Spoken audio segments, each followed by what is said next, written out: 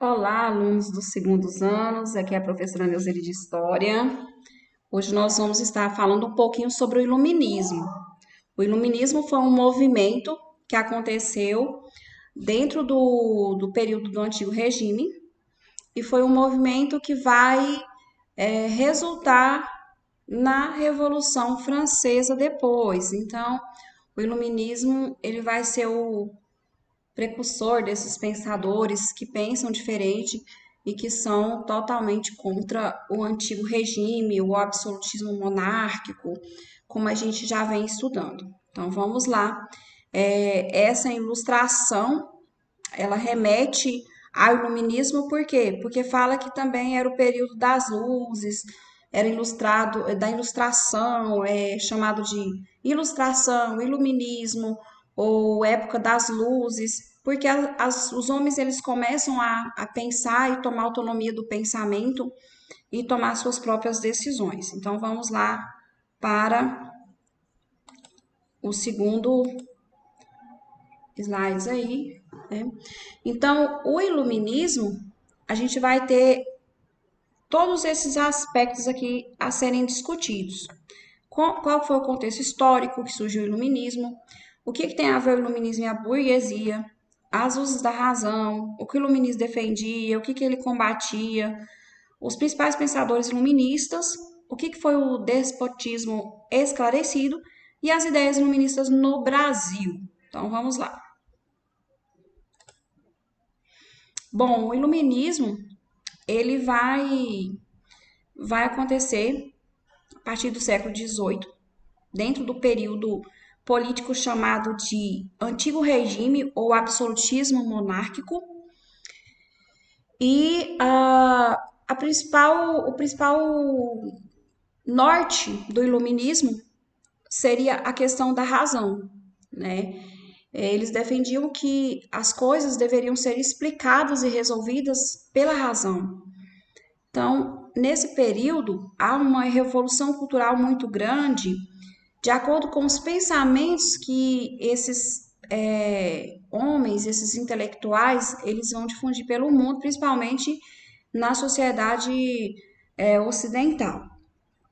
O que significa o iluminismo? Significa uma transformação na forma de pensar, um rompimento com a forma que as pessoas estavam alienadas de acordo com o absolutismo monárquico. Então, vamos dar continuidade aqui.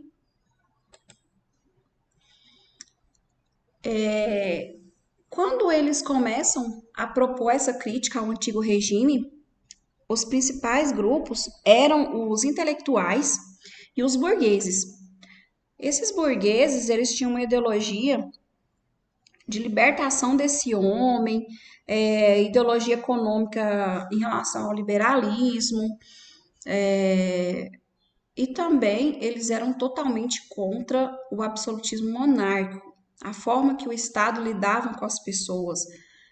E para eles era importante que houvesse uma expansão das riquezas, das atividades capitalistas, do comércio, para que também, né, os reinos se expandissem, as pessoas se aculturassem. E para isso, né, era importante que houvesse liberdade e principalmente que essa burguesia tivesse poder, porque os burgueses, como a gente viu no antigo regime, eles financiavam serviços do rei, né, como a manutenção principalmente do exército. Porém, por mais que eles fossem enriquecidos, eles não tinham poder político, nem poder de decisão e nem liberdade econômica. Então, eles estavam buscando isso aí. E o que eles fazem? Eles vão se aliar a esses intelectuais da época chamados de iluministas. Bom, e por que são chamados de as luzes da razão? Exatamente porque eles defendem que o ser humano ele produz um conhecimento e a partir daí, né, ele pode tomar suas próprias decisões, eles têm um objetivo, né, ele pode conhecer a verdade, que a verdade ela não está só nas coisas vinculadas à igreja e também ao poder principal e central, que seria lá o rei, né?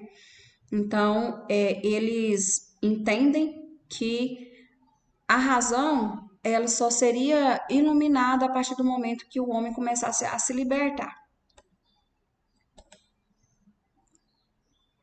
E aqui a gente vai ter essa enciclopédia. Ela foi um material escrito, difundido nesse período do Iluminismo, e no qual esse material constava as ideias filosóficas, ideias políticas do Iluminismo. Essa defesa do Iluminismo em forma de registro escrito e que foi muito difundida na época. Qual que era o objetivo principal? Era de esclarecer, de educar as pessoas, de fazer com que as pessoas entendessem que o homem, ele é produto da educação, da sociedade que ele vive. Então, ele precisa estudar, ele precisa ler, ele precisa ser esclarecido. Que a ciência, ela é muito importante numa sociedade. E aí, nesse período da ciência, sim, ela vai ganhar muito espaço, porque eles começam a questionar, eles começam a estudar e a difundir essas ideias da importância da ciência na sociedade. E o que o iluminismo ele defendia especificamente? Ele defendia a igualdade jurídica. Então, assim, todas as pessoas elas deveriam ser tratadas de maneira igual quando se pensasse em julgamento. Essas ideias elas já tinham sido difundidas lá no período das revoluções inglesas, né, no parlamento inglês. Então, assim, a partir de revoluções que já houveram na Inglaterra, essas pessoas elas começam a falar sobre isso, né? E aí o iluminismo ele vem novamente falando sobre essa questão da igualdade jurídica, da tolerância religiosa e filosófica, ou seja, as pessoas elas tinham direito e autonomia para pensar e acreditar e ter suas próprias crenças. Liberdade pessoal e social, o direito à propriedade privada, porque a maioria das terras elas eram terras públicas, pertencentes ao Estado, então a maioria das pessoas elas estavam dependentes dessas terras e elas não tinham autonomia para poder cultivar a sua própria terra. E também, né, eles defendiam o contrato como o mediador das relações sociais. Esse contrato nada mais é do que uma constituição, tá, pessoal? Não é nada mais que isso. Então, a partir da Constituição, né, esse governante, ele sabia que ele estava ali não governando só para súditos, ele estava governando para um povo que estava embasado numa lei. Então, o iluminismo defendia muito isso. O que ele combatia, o que era contra, o que o iluminismo era totalmente contra. Então, era contra o absolutismo monárquico, o mercantilismo, que era essa intervenção do Estado na vida econômica, o direito divino dos reis, porque para eles o rei era um homem comum como os outros, e a participação na igreja da vida pública. Porque como a igreja católica ela tinha um grande destaque nesse período, as pessoas elas não tinham direito de escolha de culto religioso, né? Elas eram obrigadas. Nós temos aí vários pensadores iluministas que eram intelectuais da época e que vão difundir essas ideias. Uma sociedade liberal era uma teoria defendida por Montesquieu e ele falava o seguinte, que tinha sim que haver, né, uma separação entre os três poderes, ou seja, o poder ele não tinha que ficar só na mão do rei, mas ele tinha que ser separado e executado por pessoas diferentes. Então, ele falava que é preciso que o poder tenha limite, né? E esse limite ele vai acontecer exatamente com essa proposta da divisão, né? Dessa separação desses três poderes. Nós temos também Voltaire. O Voltaire ele faz uma crítica à igreja e ele acredita muito que as pessoas elas tinham que ter liberdade de culto religioso, né? Então, ele falava muito essas questões da religião. Nós temos Diderot. Diderot, ele foi um dos organizadores da enciclopédia, desses significados, dessas ideias. E ele, principal objetivo dele, ele não tinha uma linha direta, né? Ele queria reunir todos esses pensamentos e conhecimentos dessa época que ele achava muito interessante e muito importante. Rousseau, né, que é um dos intelectuais, dos pensadores que a gente estuda muito, né, na faculdade, em vários tipos de universidades eles adequam esse material. E Rousseau, ele falava que era importante haver um contrato social, ou seja, uma forma legalizada para as pessoas ter essa relação entre as pessoas que estavam no poder e a sociedade no geral.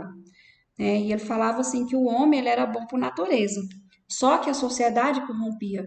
Então, ele defendia essas questões assim, por exemplo, se o homem ele tem poder, né, e não tem nada, nenhuma lei que rege ele, que controle ele, o que vai acontecer? Ele vai ser corrompido, né? De acordo com seus desejos pessoais e não vai estar nem aí para a sociedade. E ele difunde essas ideias muito nos seus livros, né? O Rousseau. Tinha John Locke. John Locke, ele achava que o Estado, ele tinha que ser organizado a partir de um consenso entre os cidadãos. Então, para ele, né, na concepção dele, tinha que haver um parlamento, né? Tinha que haver uma representatividade da sociedade e não só na mão de um rei. Bom, na parte da economia, dos chamados fisiocratas, tinha François Quesnaz. François Quesnaz, ele pregava a implantação de um capitalismo agrário, ou seja, era importante que houvesse menor intervenção do Estado e uma maior produção agrícola para poder expandir essa economia. Também dentro desse liberalismo econômico, nas teorias da economia, dos pensadores iluministas, tinha Adam Smith. Adam Smith é muito conhecido no meio, ele é muito falado, né, em outras disciplinas, como sociologia, filosofia, e ele defendia que tinha que existir sim, né, a lei da procura e da oferta. É o que a gente sempre fala que existe hoje. Não existe a lei da procura e da oferta? Então, ele fala que esse jogo ele era extremamente importante para o desenvolvimento da sociedade, para o desenvolvimento da economia. É o laissez-faire, né? Que era esse jogo aí de ter muita oferta, de ter uma procura, mas que não houvesse tanta intervenção do Estado nesse sentido, mas que houvesse esse chamado liberalismo econômico, que era, né, essa chamada da lei procura e oferta. Bom, dentro do liberalismo, nós temos lá o Adam Smith, né, que foi colocado, mas, né, o que vai acontecer? Como vocês viram no vídeo que eu deixei para vocês na aula passada, que nós trabalhamos na aula passada, o que vai acontecer? Os monarcas, eles não vão ceder, assim, a princípio, para esse movimento. Então, o que eles vão fazer? Alguns, né, alguns desses monarcas, eles vão aderir a algumas ideias desse iluminismo. E eles são chamados de quê? Déspotas esclarecidos. Ou seja, eles não vão deixar de serem reis, mas eles vão adequar algumas ideologias dessa daí, né? Dessas ideologias iluministas. Alguns deles, né? Vão se mostrar mais ditadores, porém vão ser mais flexíveis em algumas áreas. Para quê? Para poder manter no poder. Porque os lugares onde havia uma pressão maior da população e essas ideias eram difundidas fortemente, esse monarca ele se sentia ameaçado do poder, certo? Então vamos lá. Vamos dar continuidade aqui. Bom, e no Brasil, né? Como que foi essas ideias iluministas? Elas chegaram aqui, nós estávamos no século XVIII, nós estávamos nos anos de 1780, 700 né, para frente. Então, assim, aqui no Brasil, essas ideias elas vão chegar e um dos principais marcos, né, além da independência das colônias americanas, que eles vão ajudar aí, né, vai ajudar cada vez mais nessa questão, é, vai haver também respingos aqui dessas ideias luministas. E vai ser através de quê? Principalmente do movimento chamado Inconfidência Mineira ou Conjuração Mineira, que nós temos como representante Tiradentes, né? Então, assim, a Inconfidência Baiana também, ou Conjuração Baiana, ela também vai acontecer nesse período e elas têm muita ideologia iluminista enraigada aí, né, internalizada nesses movimentos. Então, aqui nós vamos ter a imagem, né, do Tiradentes e, por fim, então, nós terminamos aqui falando um pouco sobre iluminismo e suas influências também no Brasil.